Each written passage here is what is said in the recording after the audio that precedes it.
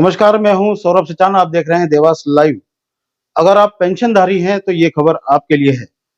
अब तक तो आपने सुना होगा कि हैकर्स ने लाखों रुपए उड़ाए, बैंक खातों में सीधे सेंधमारी की, लेकिन आपने अब तक ये नहीं सुना होगा कि इनकम टैक्स विभाग भी आपके खातों में सेंधमारी कर सकता है।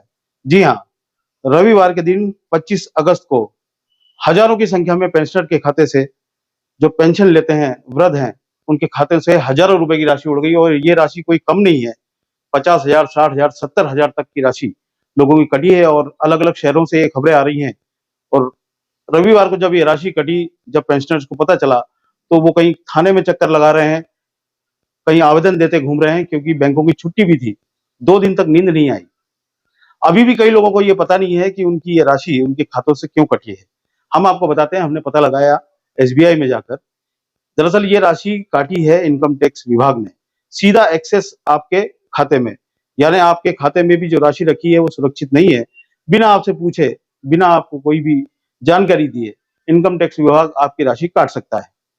अब हम आपको बताते हैं आखिर ये राशि क्यों काटी गई।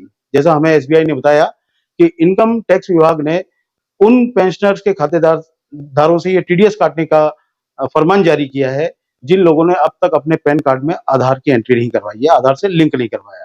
उनके खातों से पैसा काटा गया है। अब बूढ़े खातेदार, जो कि कई लोग ऐसे हैं जो बीमार हैं, चल फिर नहीं सकते या उनके घर में कोई काम करने वाले लोग नहीं है, वो अब इनकम टैक्स रिटर्न दाखिल करेंगे, उसके बाद टीडीएस के लिए दावा करेंगे। पता नहीं ये राशि कब आएगी। यानी आपकी तालाब का पानी समुद्र में चला गया, अब आपको अपना उसमें ढूंढ के लाना है अपनी राशि को। तो समझ में नहीं आता कि सरकारें इस तरह से पेंशनधारियों को इस तरह से क्यों परेशान कर रही हैं। पहले बड़े बूढ़ों की 600 रुपए की पेंशन के लिए केवाईसी का काम किया गया, ना तो उनके घर गए, ना उनको सूचना दी गई, पेंशन बंद कर दी गई। अब वो कियोस्क में लगकर, लाइन में लगकर वो पेंशनधारी अपना केवाईसी कराने को मजबूर हैं। और अब मध्य प्रदेश सरकार के जितने भी पेंशनर्स हैं, जिन्होंने अपने पैन को आधार से लिंक नहीं कराया है, उनसे बड़ा अमाउंट टीडीएस का काटा गया है। और वो अमाउंट छोटा-मोटा नहीं है। पूरे साल की 2023-24 फाइनेंशियल ईयर में जितनी भी राशि आपको पेंशन के रूप में मिली है, उसकी 20% तक की राशि इनकम टैक्स विभाग ने आपके सीधे खाते से उड़ा दी, बिना कोई जानकारी दिए, बिना कोई नोटिस दिए। अब सवाल ये उठता है कि क्या अब बैंकों में रखी हुई राशि भी सुरक्षित नहीं है? एक तरफ हैकर्स से पेंशनर परेशान है, पेंशन वालों को हैकर्स भी परेशान करते हैं, कहीं ओटीपी भेज देते हैं, कहीं कुछ भेज देते हैं, और अब सरकारी विभाग सीधे आपके खाते से पैसा उड़ा रहा है। कम से कम सरकारों को ये सोचना चाहिए कि जो हमारे वरिष्ठ जन हैं, जो वरिष्ठ नागरिक हैं, उनको इस तरह से परेशान ना किया जाए। टैक्सेशन भारत में दुनिया का सबसे ज्यादा टैक्स भारत में लिया जाता है, उसके बाद भी अब तक पेट नहीं भर रहा है और उन खातेदारों से भी पैसा काटा जा रहा है जो कि इनकम टैक्स के स्लैब में आते ही नहीं है। उसके बाद भी अब उनका टीडीएस 40,000, 50,000, 60,000, 70,000 तक काटा गया है। और अब वो लोग लाइन में लगेंगे, मजबूर होंगे, चक्कर खाएंगे अपनी उस राशि को पाने के लिए। पता नहीं वो राशि मिलेगी भी या नहीं मिलेगी। ऐसे में कम से कम सरकार के मुखियाओं को ये ध्यान देना चाहिए कि ऐसे लोगों को परेशान ना किया जाए। सीधे उनके खातों में सेंधमारी कर दी गई, ना पूछा, ना ताछा, ना कोई नोटिस दिया गया।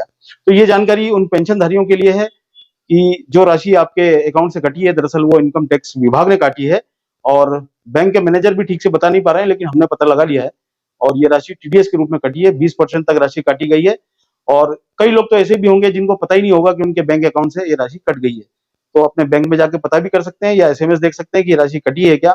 अब आपको सीए के पास जाना होगा, इनकम टैक्स का रिटर्न दाखिल करना होगा, फिर दिसंबर के पहले-पहले जो आपका टीडीएस कटा है, जो राशि कटी है, उसके लिए दावा लेना होगा, उसको वापस करने के लिए दावा करना होगा। अब ऐसे में कई पेंशन धारक ऐसे हैं जिनको रिटायर हुए 10-15 साल हो चुके हैं और उनके पैन कार्ड भी खो चुके हैं, उनका पैन कार्ड का नंबर भी उन्हें पता नहीं होगा। अगर वो नया पैन कार्ड बनवाते हैं तो भी दुविधा में फंसेंगे, पुराना पैन कार्ड मिल नहीं रहा है। यानी सरकार ने एक तरह से आपको चक्कर में डाल दिया। तो ये पेंशन धारकों के जो संगठन होते हैं, जो जिला स्तरीय संगठन चलते हैं, जो राष्ट्रीय स्तरीय संगठन चलते हैं, उन संगठन के लोगों को भी ये संज्ञान में लेना चाहिए कम से कम कि इस मामले में सरकार की ओर आवाज उठाएं, सरकार तक ये बात पहुंचाएं कि इतने वरिष्ठ नागरिक, इतने बूढ़े पुराने लोग, वो कैसे जाएंगे, कैसे लाइन में लगेंगे और कहाँ सीए के चक्कर खाएंगे।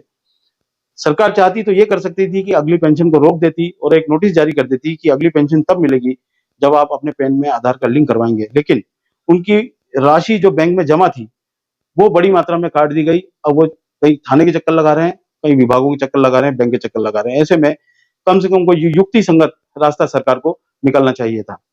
कमेंट के माध्यम से बताइए। और पूरे मध्य प्रदेश में हर शहर में ये हुआ है, हमने जो कुछ खबरें पढ़ी हैं, बड़वानी में भी हुआ है, टीकमगढ़ में भी हुआ है, देवास में हुआ है, सभी जगह लगभग ये हुआ है।